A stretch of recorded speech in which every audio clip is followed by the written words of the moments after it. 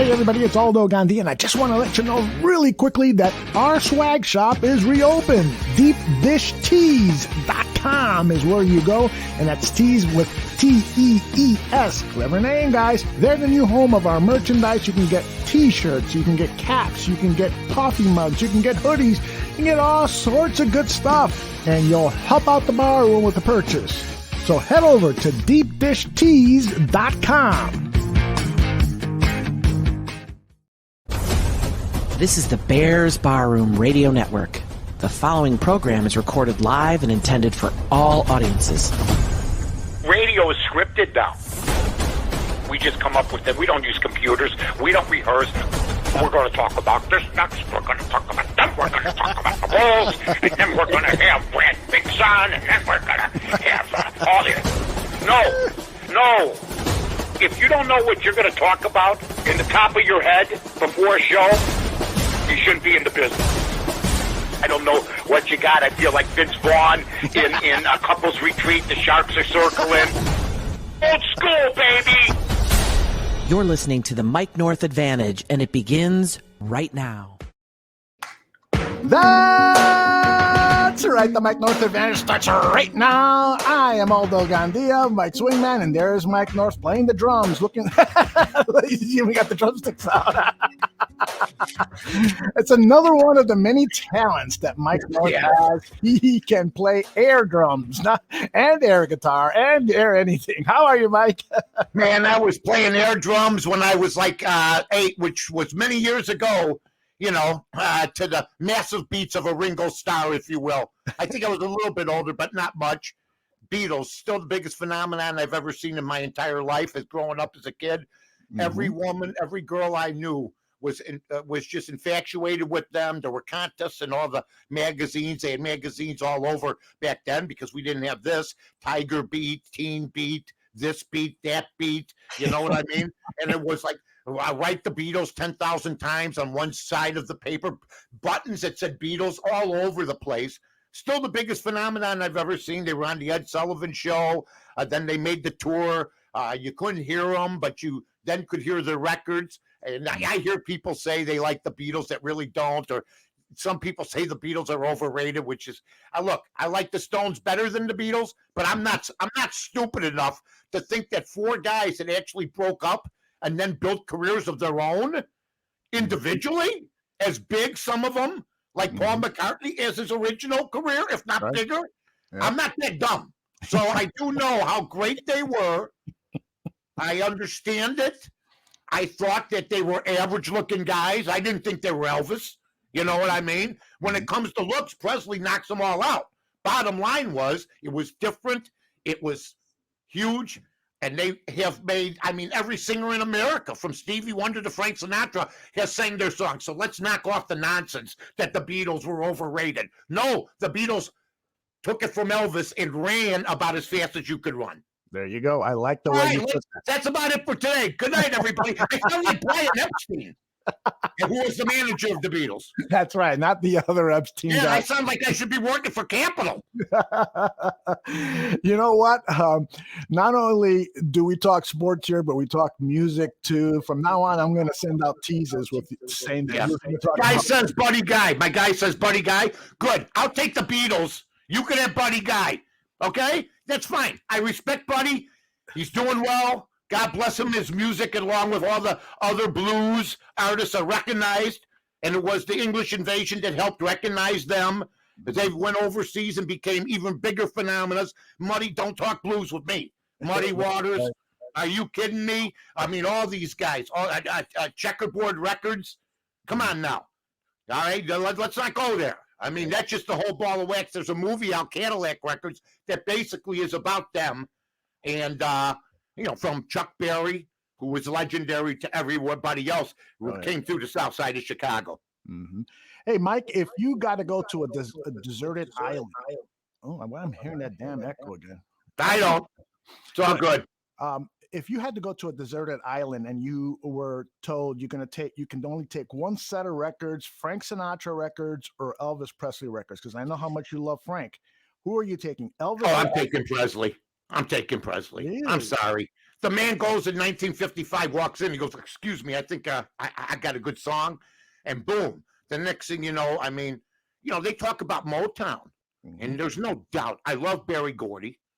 I love Smokey Robinson, who I happen to have the opportunity to know and interview. And he was at one of the celebrity golf outings that I was covering. And Tom Dreesen introduced me to him. It was the best 20 minutes. Here I am. I talk about my friendship with the football players, but here I am. Jen Patterson tells me we were at the celebrity golf outing somewhere. I don't know if it was Bolingbrook, back when it was not just in Tahoe. They had one every other week, and all the big stars would come. Smokey Robinson was there. And Dreesen says, "Well, I'm best friends with Smokey, Mike, so I'll get him for you."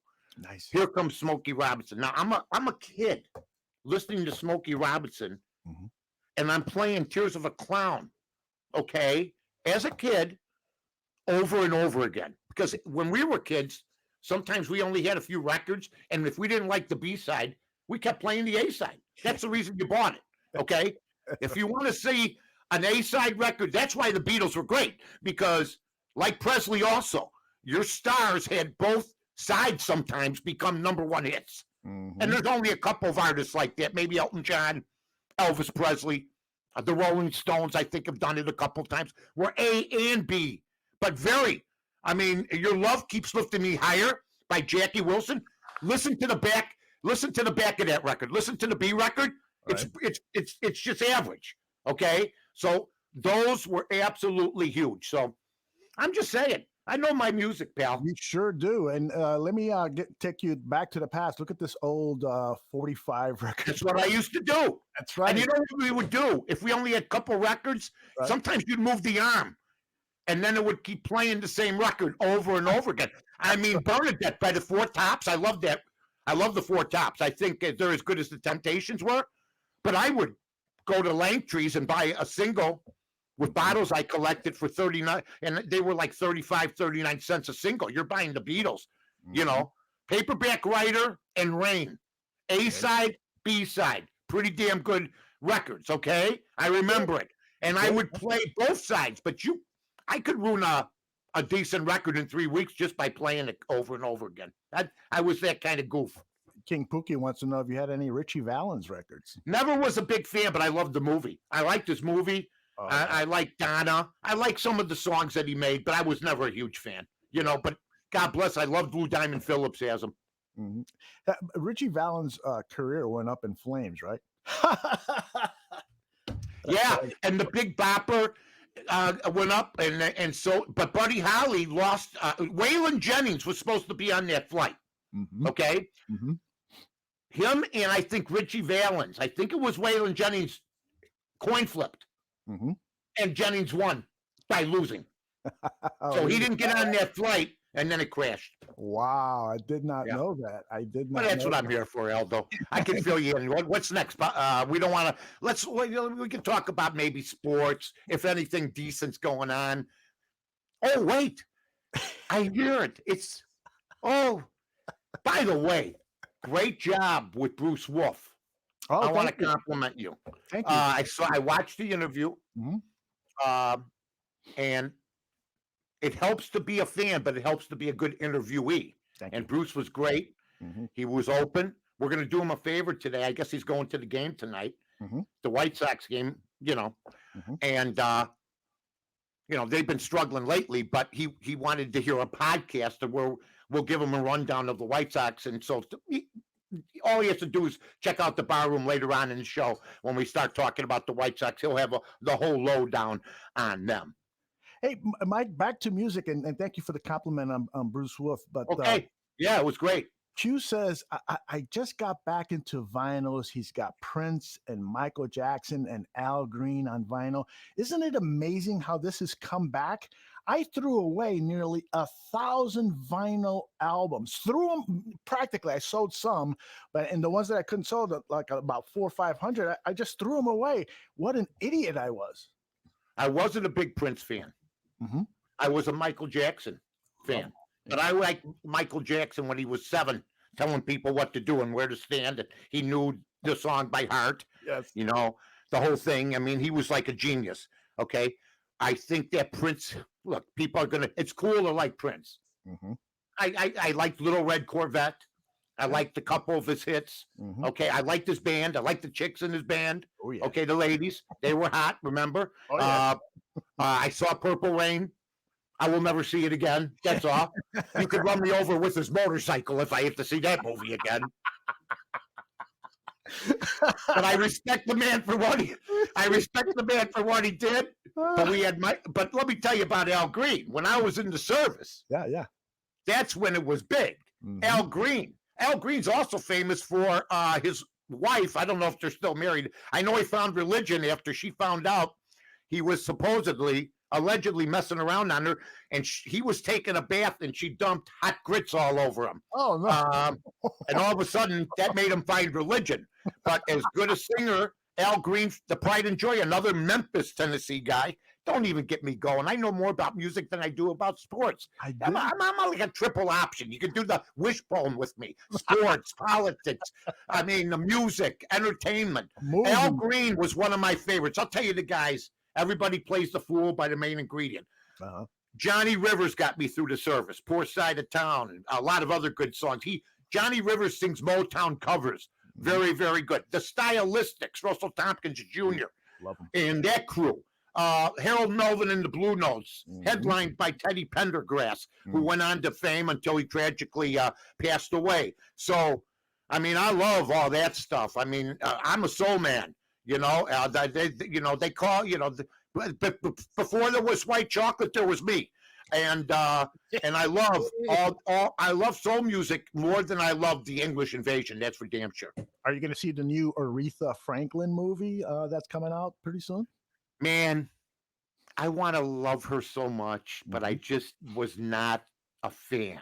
Yeah. Now, that doesn't mean Dionne Warwick to me is my girl. Okay, nothing against Aretha, but if you hear I say a little prayer for you.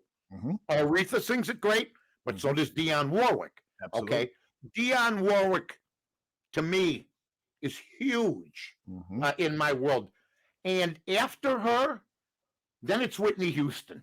Whitney Houston to me is the greatest female singer who's ever lived. I've heard them all. I don't want to hear Barbra Streisand. I don't want to hear Judy Garland. I don't want to hear, the old, Gladys Knight I love.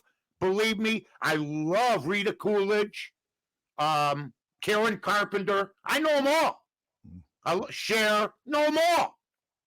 Whitney Houston, hands down. If I had to say, whose career do you want to manage? You just say, I'd first have something happen to Bobby Brown. Okay? Then, I can't stand the guy. I'm sorry. Yeah, but I'm sorry. I just can't. As soon as she hooked up with him, things went awry. Yeah. As soon as she hooked up with him, and the kid's gone too. I love Whitney Houston. Tina Turner and Ike were good. They had a couple hits, Mule Skinner, but I met Tina Turner. This is the best. I step out of this, what XRT was right next to us. Okay, we had like a hallway separating us. Okay, with doors. Me and Dan Jiggets are on the air, and Tina Turner is walking down the hall as I'm walking out to go use the washroom. Wow. I go, holy Christ. I go, hi, Miss Turner, Mike North. Hi, Mike. Couldn't have been nicer. Looked amazing. Yeah. 93, 94. So I got it. She signed, I don't even know where it's at. I'll show it next week. Okay. Mike, I love you, Tina Turner, on a brand new 16-inch clincher. How cool is that? She was awesome. But I don't put her career was amazing. And she went through hell, if you see the documentary. I respect her very much. But Whitney Houston's my girl, man. I got to go like this. This is weird for people, but if you saw Tommy Boy, the Carpenters, man. I mean, Karen Carpenter, I'm sorry. I have Whitney Houston 1, okay? I have Karen Carpenter number 2. Man, some of their songs are just amazing. The production by her brother is just tantalizing. And then for number 3, I'm partial to Rita Coolidge. She was on, I interviewed Rita, Mm-hmm. She's had a great, crazy life too. She was married to Chris Christopherson, one of the Highwaymen. So, yeah, I mean, I love music, man. Music pulled me through a lot of tough spots, as it has millions of Americans. Mm-hmm. When you had nothing going for you but those records, and you could get away from everything for a while, you could play the Supremes, who I love. Diana, I didn't list her. Diana Ross, top 5 for In My World. Petula Clark, still performing. If I ever go back to Vegas, she's like 77 years old. She was at the Orleans last I heard. I'd go check her out. Wow. Amazing talent. She's still Petula Clark. Yeah. Yeah. I checked it out. You can check her out. You can check all these people on YouTube. You youngsters out there, you want to see real singing with no acoustics and all this nonsense? Check out Barry Gordy's people. Check out all of them. Streisand, Judy Garland, to me, overrated. I'm sorry. Can't show up to things. I'm sorry. I love Doris. Hey, if you like old school, you know what's amazing? Doris Day's schedule was as tough as Judy Garland's, and she made everything. Judy Garland had issues. And if you saw the movie Judy, Renee Zellweger, who I'm not a huge fan of, she's unbelievable. She deserved every award that she won. She looks exactly like Judy Garland, man.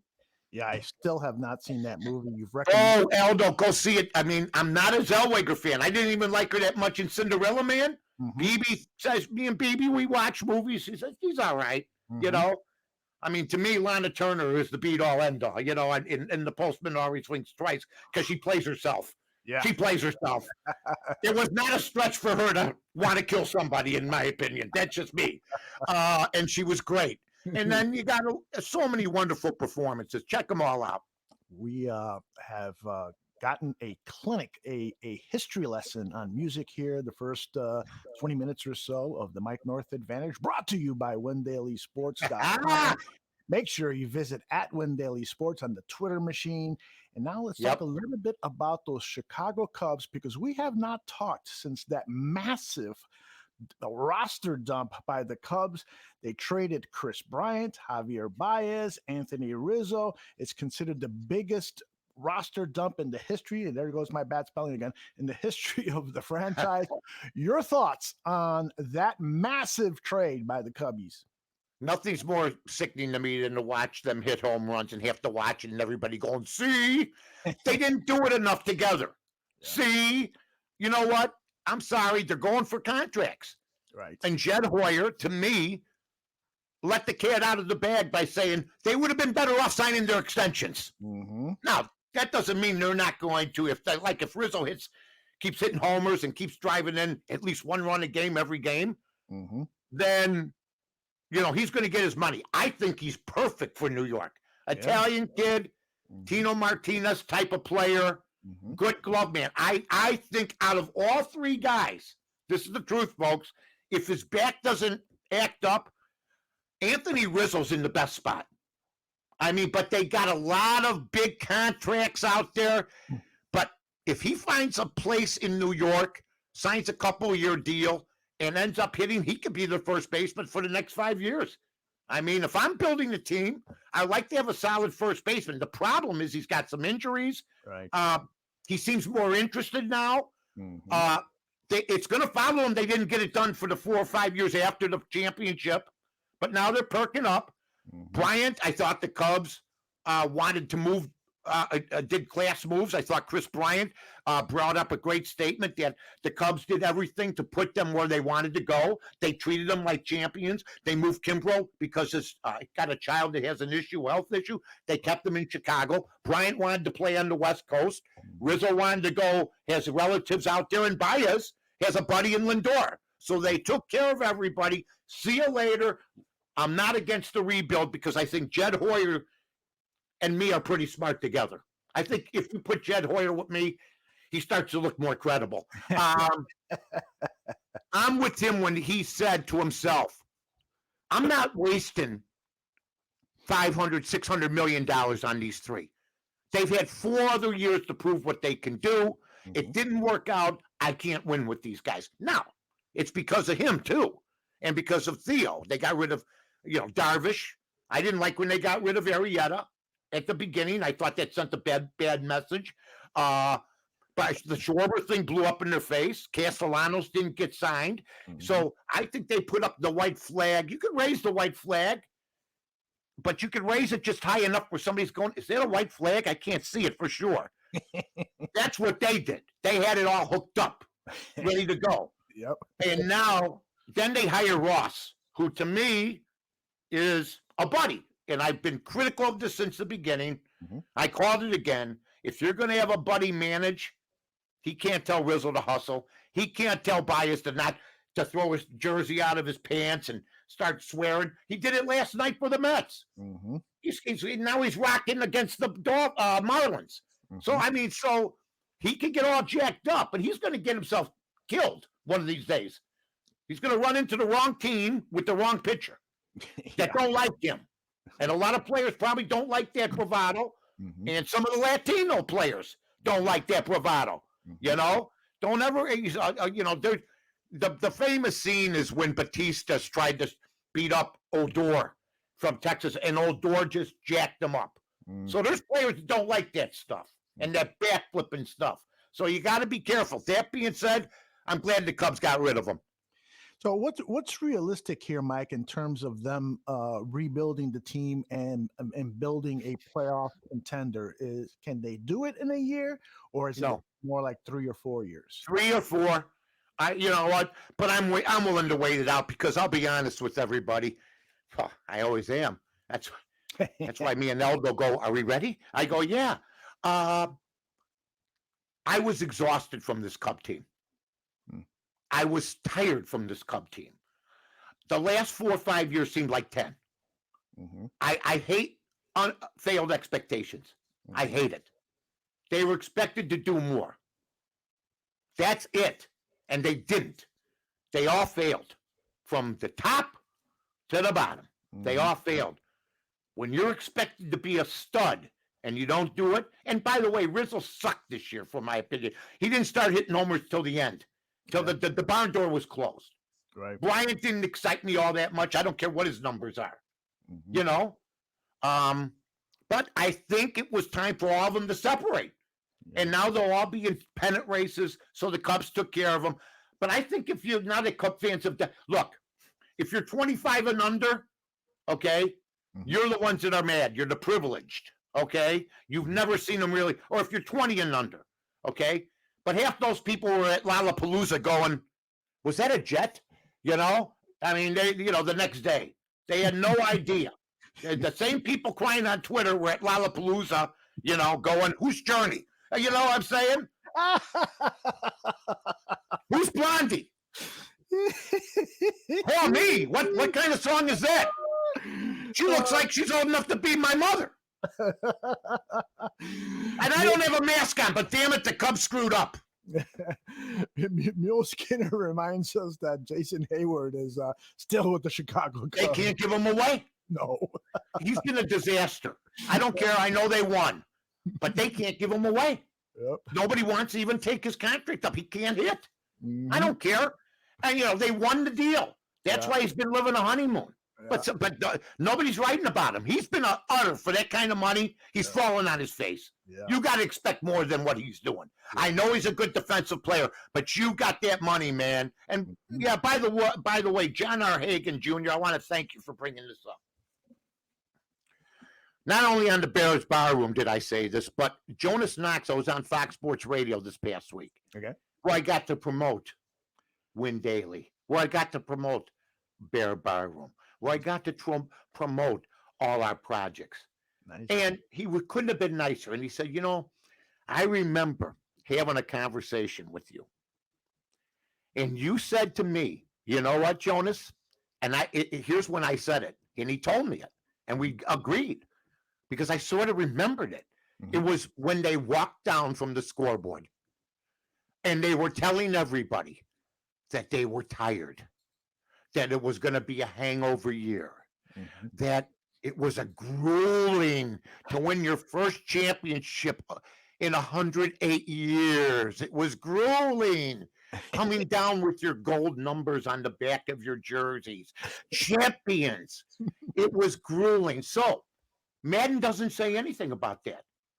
Captain Rizzo doesn't say anything about that. And you're saying, well, what was he supposed to, what are they supposed to say? Shut up. We're going for a second one. What is all this crybaby stuff?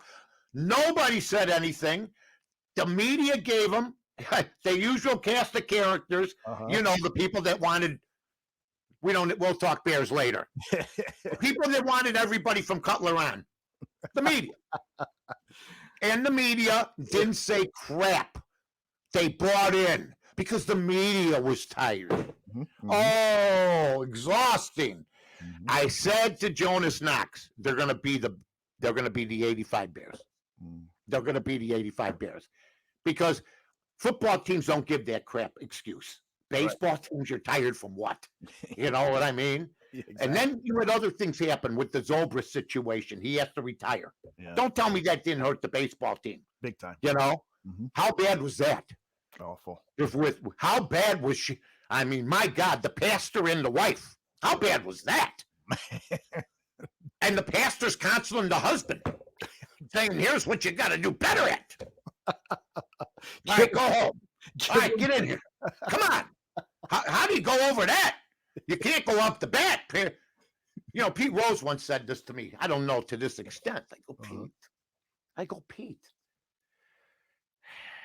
And he said this in other interviews. I've read it, but he said it to me because it was a stock line for him. I go, when you were going through your divorces, how was it you were hitting like 300? He goes, can you imagine if I was hitting 190? So he had the opposite view. You want a divorce? We see you. I'm going to keep playing my game. I get away from it all. Look, I love what I do. There were times I had situations. I came on the air. You forget about things. Yeah. You pick up your game. That's your 4 hours of rest. Okay. If you're hungover, if you did something wrong, if the management's mad at you, if you're taking heat from a sponsor, if you're hearing from this person or that person or this group or that group, you came from all levels. Right. I went on the air. I still had the mic. And you want to pick up your game during those times, and some people just can't because some things are just even worse than you think, period. Yep.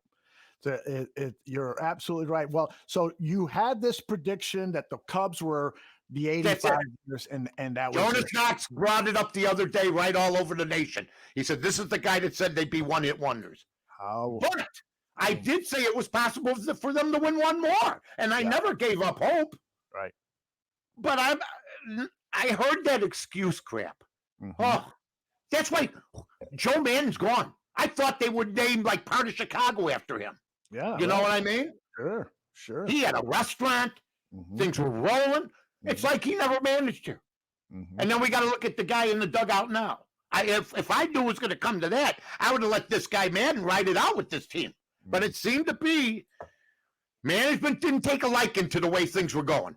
Yeah. They seemed to think maybe a change up would do them better.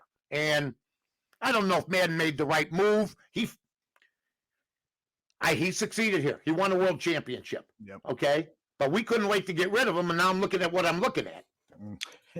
Now you're looking at what you're looking at. I love that line. Yeah. Over by there. On the south side, are you concerned at all about the White Sox? Let's see. I wrote down here somewhere. Yeah, they're under 500 since the break, and so things are starting to get a little concerning. Lucas Giolito gets rocked again.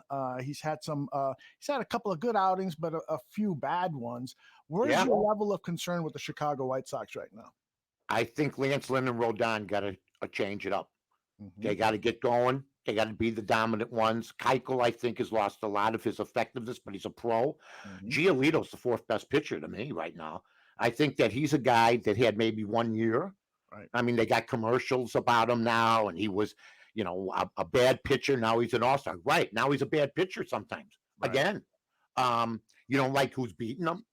But they got an easy division, which they'll win. I mean, I don't know if all the other teams are under 500. I haven't looked.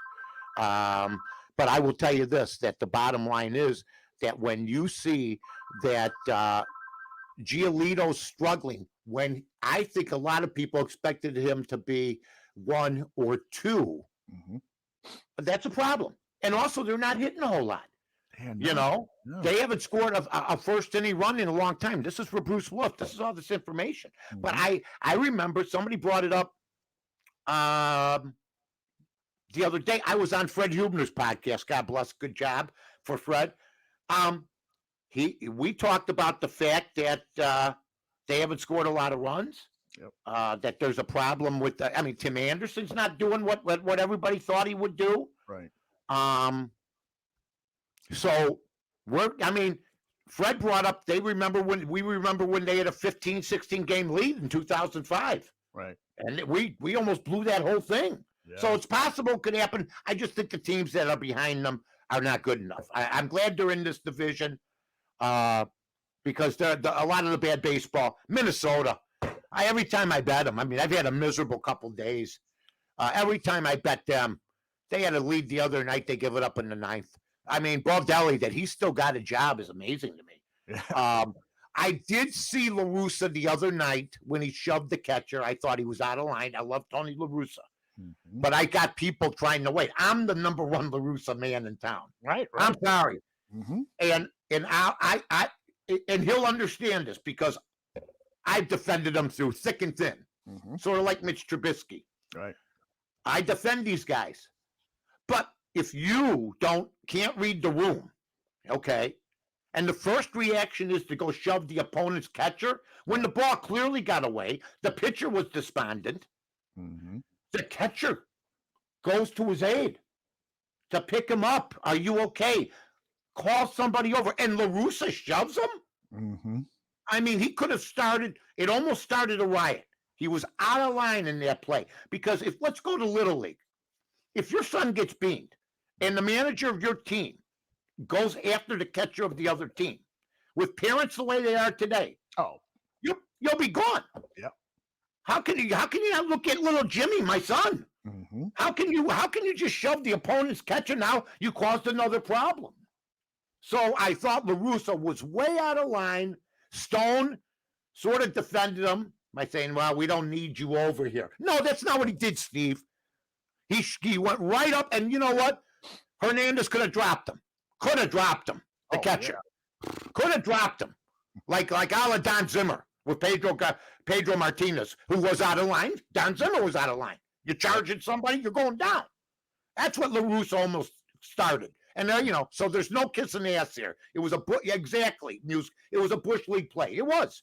Yeah. And I love him. And the one thing I will say is, boy, that looked like a terrible potential injury. So of course it did. He might have gotten caught up with, one of my star players. His head is rolling around on the infield, so he could have been reacting to that emotion. Well, I don't know what the catcher has to do with it. I don't think the catcher called a beating to the head, but if he wants to go, I think that And here's another thing: they don't have Terry Francona there. Because it might have been a different story because it took them 10 to 15 seconds for the interim manager, whoever the hell he is, to run out there. Right. If Francona's there, La Russa's got a problem. There's going to be a meeting because Francona is more established. He's got a gauge on things. He's a World Series manager. There's been a few, just like Tony La Russa. So, arguably, they're two of the best managers in baseball. So that might have been a different story. I just thought it was Bush. That's all. Yeah. I'm not arguing with you. Yeah. I thought it was. I know you could say emotions, or I don't, but I can't give him that excuse. Yeah, he knows what he's doing. I'm the one that says he's got all his marbles, so I'm not going to say he lost his head and stuff like that. You're right. There should be bench coaches down there that should say that. Now, I just think that if the catcher's not kneeling over the guy trying to help him, then I could, if the catcher just goes, see, like that, points down at the guy, then you attack the catcher. But when the catcher is the first guy going, oh my God, then the pitch got away. And I think that's the only thing that made him look bad. That's all. Yeah, I'm with you. Now, a team that is looking pretty good, in my opinion, after what they've done the last few days, the Chicago Bulls, they've acquired Lonzo Ball, DeMar DeRozan, Alex Caruso. It looks like this new management team is really aggressive with player personnel moves. What say you about the new roster? Well, first of all, NBA money, TV with 4 different channels, and they support the WNBA. They would have closed down, I think, 19 years ago out of the 20 had they not had them. They got so much money. They change uniforms every game. But when it really hits you that they got so much money? When Alex Caruso gets $37 million.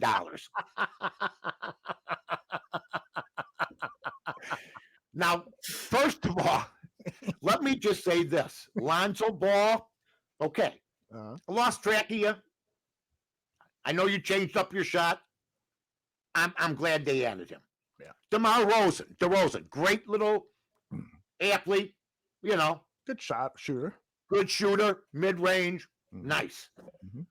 I even like Alex Caruso, but the money is ridiculous. Oh my God. I don't care what anybody says. People look at it now and they just go, okay, he got 37 million. This guy got 37 million. I know you have to be good to play in the NBA, but there are some players that you don't just give that kind of money to. It doesn't make sense to me either. I mean, that's just me. Now I applaud the Bulls. They're going to be a playoff team.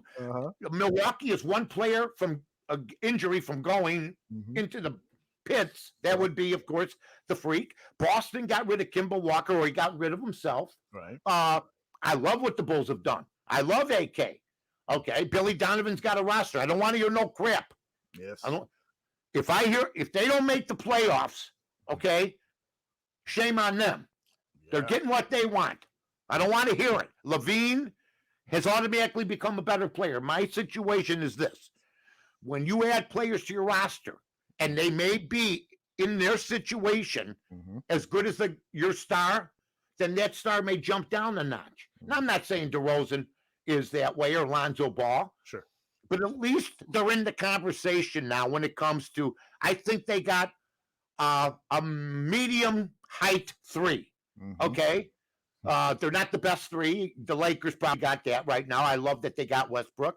But I'm very happy with what the Bulls have done. I really am. Yeah, I am too. What do you think about what King Pookie Nation posted? Do you think that Lonzo Ball's dad could be a distraction for a team? You've been around clubhouses. Yeah. You've been with the Bears, and you know the chemistry inside a locker room. You think there could be a disruptive force with a parent kind of hanging around and saying things?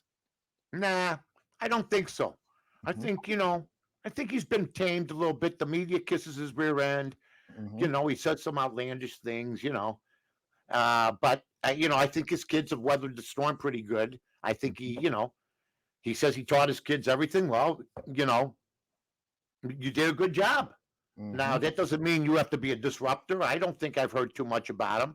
But I do like the fact that the Bulls are being active. They see what they have in that division, in that conference, and they say, look, let's go for it now.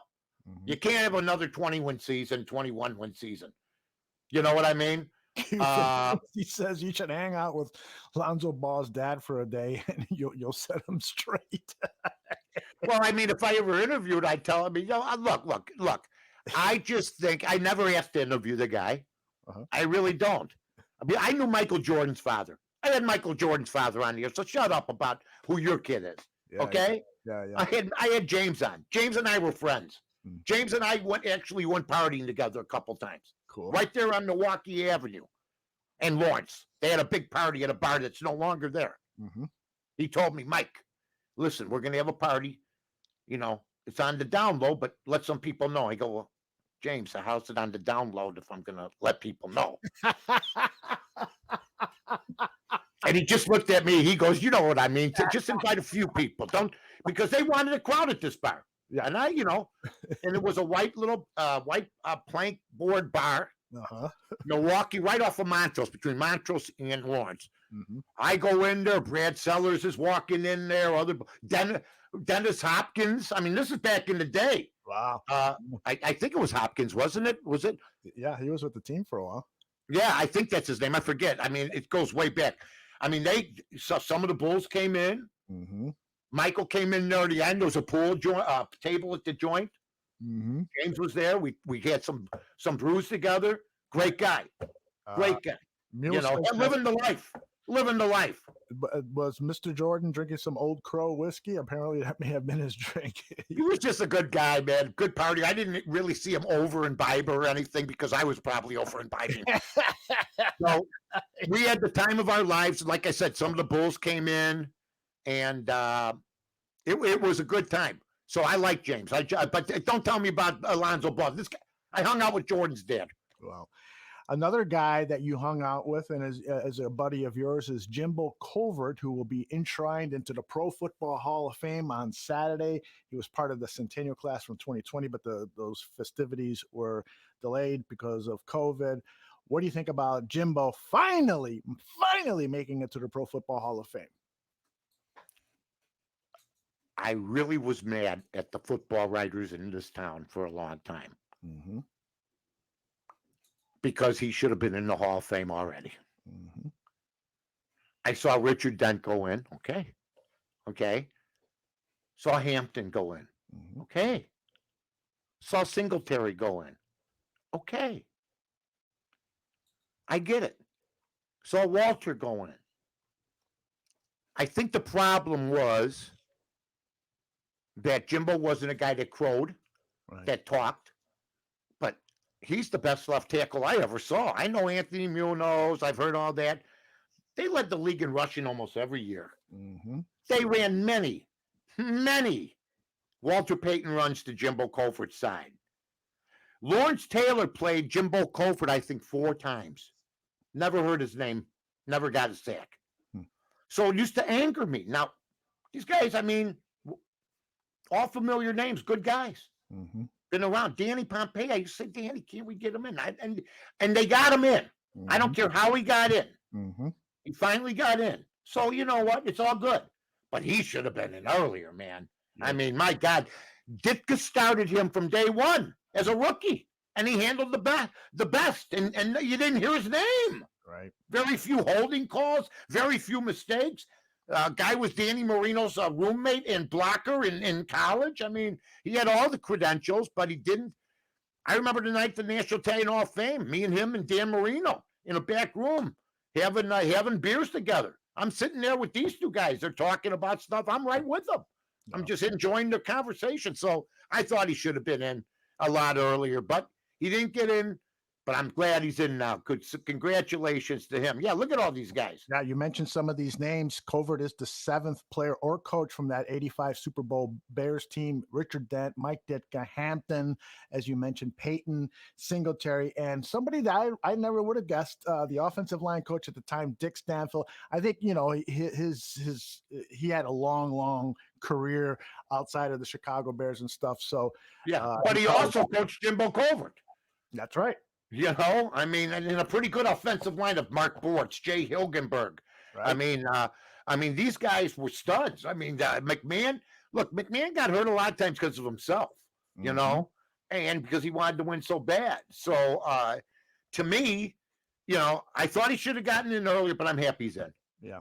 Mike, I went to Family Fest at Soldier Field on Tuesday, and I got to tell you, I was so irritated with the whole thing. I'm like, why did I drive all the way down here for this? Why?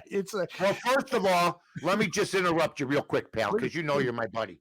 And you know what? I know that, look, the Bruce Wolf interview is great. Thank you. You doing videos was fantastic. Thank you. Now, because you get a feel. Now, I saw the guy from Barstool, Dave Portnoy. I love the guy. Great guy. Excellent. He's put together. I mean, what he's done, I love. Outstanding. It's something that, you know, you can appreciate. He goes against the big boys, you know. He says, okay, you're a big boy. I'm a big boy. That's good. I mean, I know Danny, you know, Big Cat.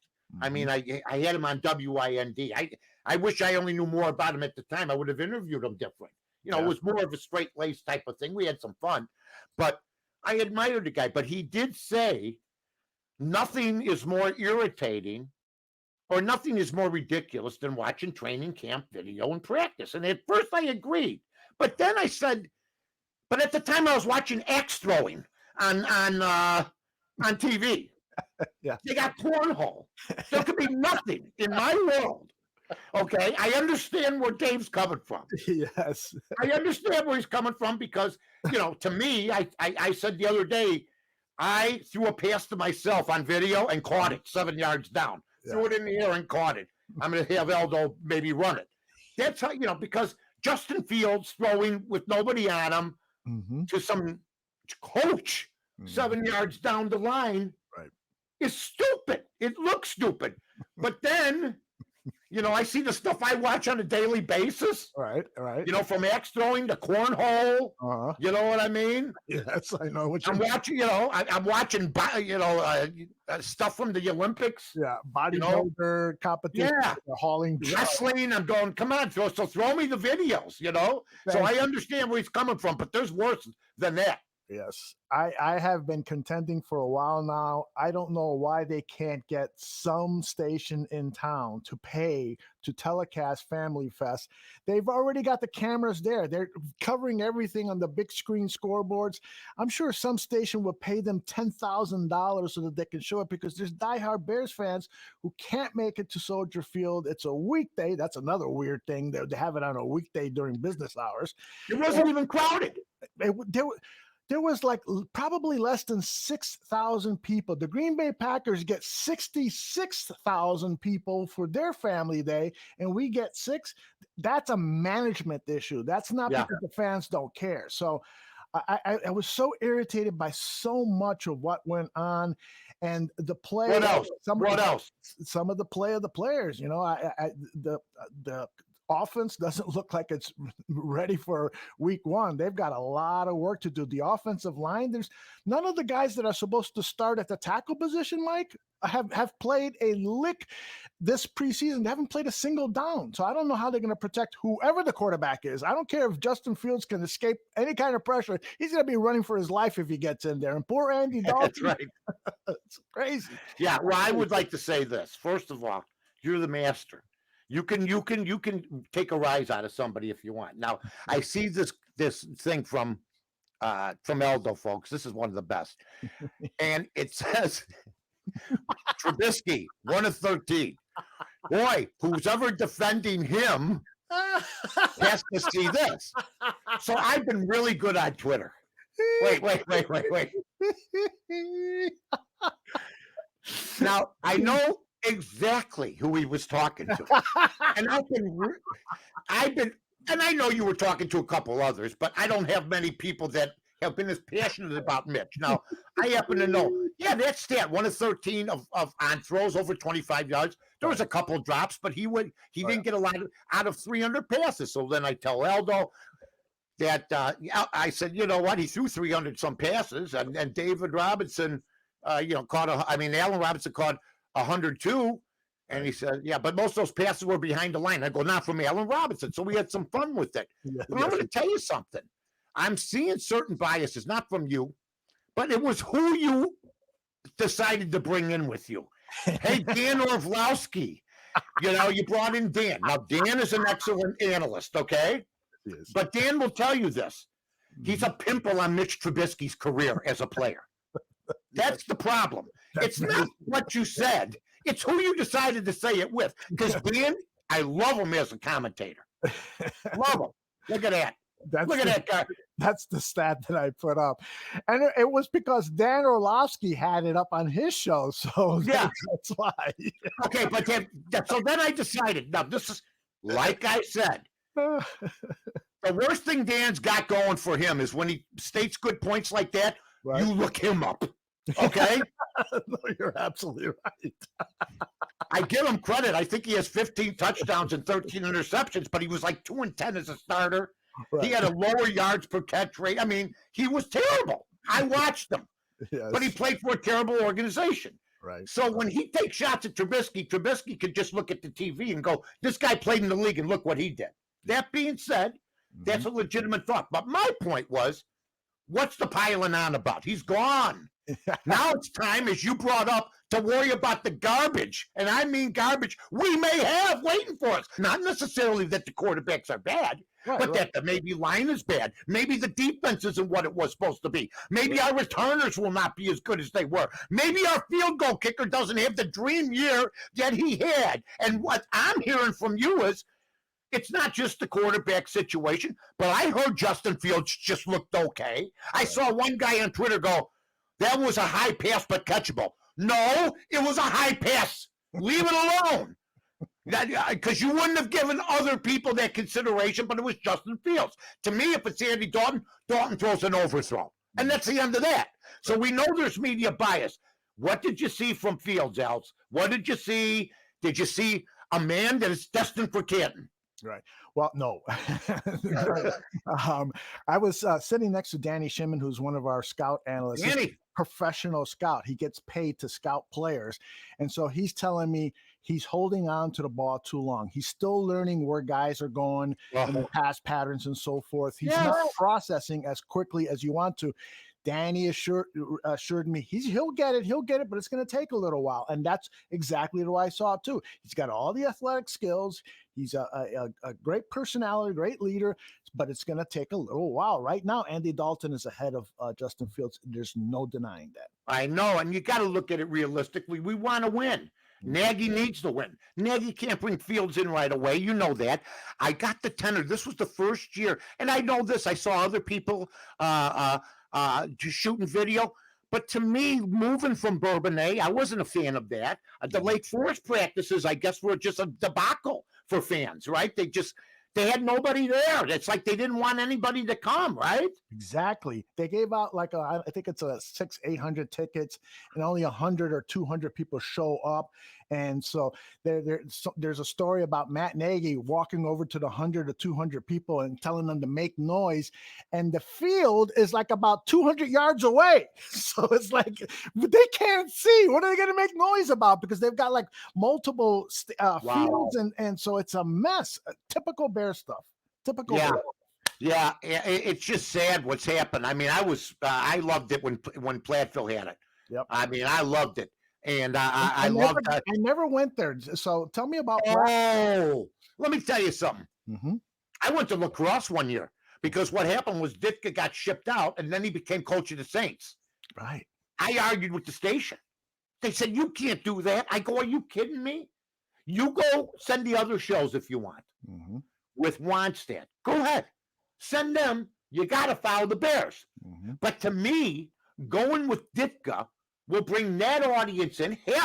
More than half the fans were pissed that Ditka was let go. Right. Okay. I knew Wannstedt was never going to succeed. Mm-hmm. I knew it. I knew it. So I go, I'll go with them. So they had Heath Schuler. They had people on that team with just most of the, Kyle Turley, other guys like that. They were okay. Mm-hmm. But we got sponsors. I mean, it turned into a packed house. Mm-hmm. Ditka did his 15 minutes with me every damn show. Awesome. It turned into gold. So They were happy. The only thing they weren't happy about is one of our sponsors was Old Style. And they had just laid off 500 workers from guess where? Where I was at, La Crosse. Okay? No. And I buried them for firing 500 people.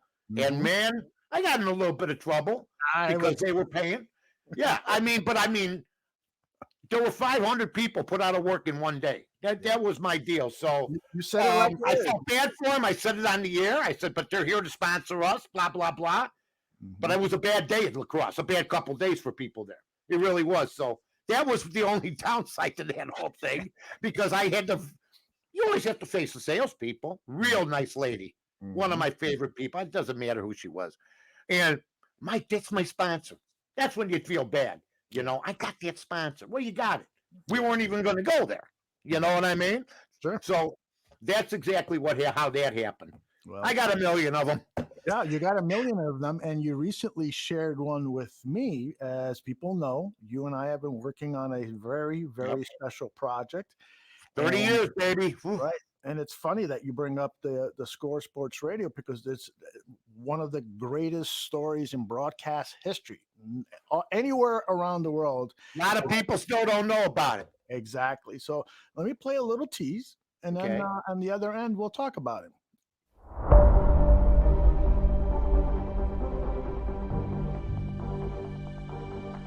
When I saw that, I said, Jesus, they should start a sports station. To myself, in the back room of my hot dog stand, reading the Sun-Times and Rob Feeder. I'll never forget it. And I go, B, look at this. The XRT guys are going to start a jazz and country station. That's disastrous, I said. I mean, who wants to hear a jazz station?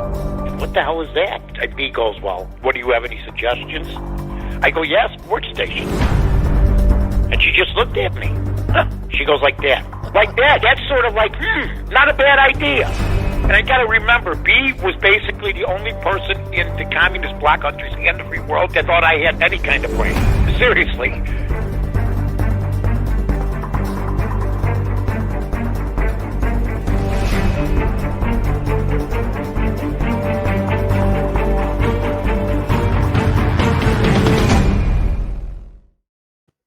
Wow.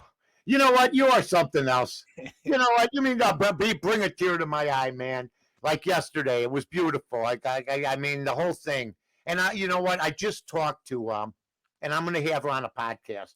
I just talked to Danny Lee's widow, and Karen, and she called me, and it's not right now anything. We talked for about 15 or 20 minutes because Danny passed away. Right. And Danny was the owner of the radio station. XRT, and he heard me out, and he decided to go with it against most of the wishes of not only the sales staff, but the people that were involved in the music. They said they knew nothing about how to do it. He says, we better learn. And I mean, great people like Norm Weiner and Harvey Wells, and, you know, that worked there. Great radio people, but they were music people. Michael Damsky, they were music people. And Danny goes, well, the word is that from what I understand from Danny, who I have 3 hours of stuff on, of Danny Lee, we went to his office, did not want to be taped, but we wrote it down with my buddy Jeremy Morrison and his wife, who will be on, hopefully, on a podcast down the line, was there anyway. And he goes, well, we better learn how to do sports radio. And nobody ever put together a station like Dan Lee did. But it was a great thing that he did it. It made my life. And, you know, to all the people that listened to XRT, it was this guy that built that station. And then he decided to build a sports station. So I don't even know if he's in the Chicagoland Sports Hall of Fame, or he should be. Yeah. He should be in the Radio Hall of Fame instead of people that are in there. Right. And some great personalities. They put the right package together. And the rest is history. I mean, so yeah. She told me that he was proud of me. That's all I had to hear. She says he was more proud of you than almost anybody he's ever worked with, because of how it happened and how it turned out and his selection of me. So, you know, to hear that coming from his widow was pretty cool. And he had nothing but great people. They did the right hires. Him and Seth Mason did the right hires. They did. And that's just the way it is. Because, well, Bruce Wolf will tell you, or anybody that's still around, Chet Kopic said we'd last 6 months. That was the prevailing thing. To me, that's one of the top sports stories over the last 30 years. I mean, you could put the score, which is now, I mean, if somebody told me the station you visioned has the Cubs on it 30 years later, I mean, when I'm listening to the Cubs on the radio,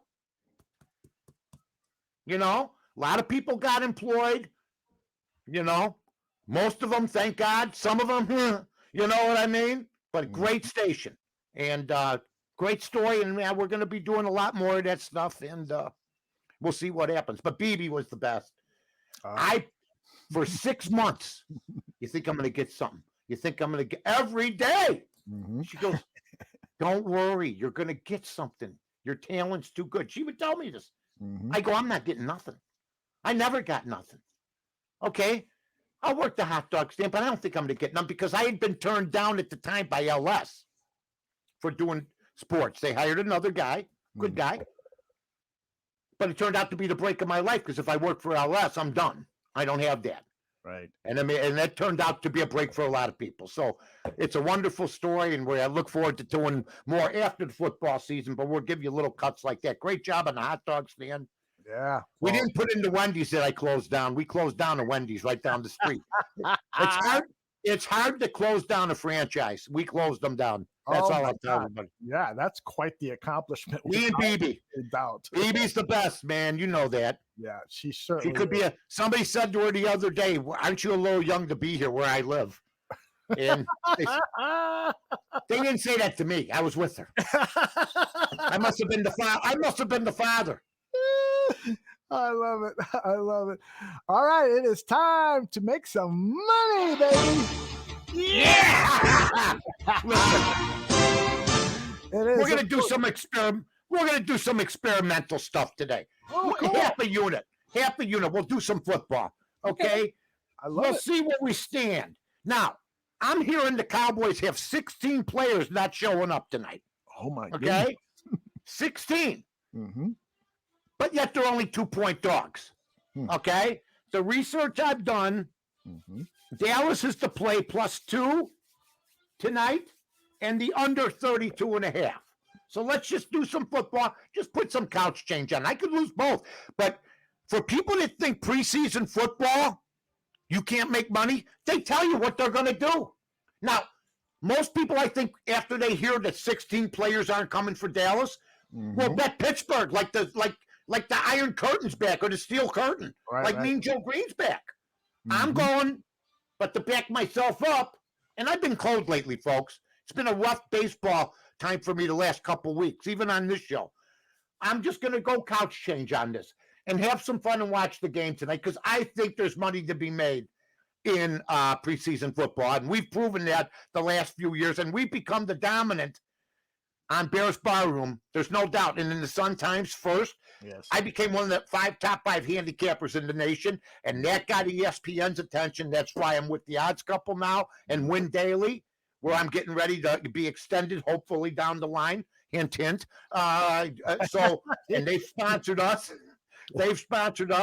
And Johnny Jansen. So God bless everybody. I'll have another show at 11 o'clock, Els. And great job on that cut.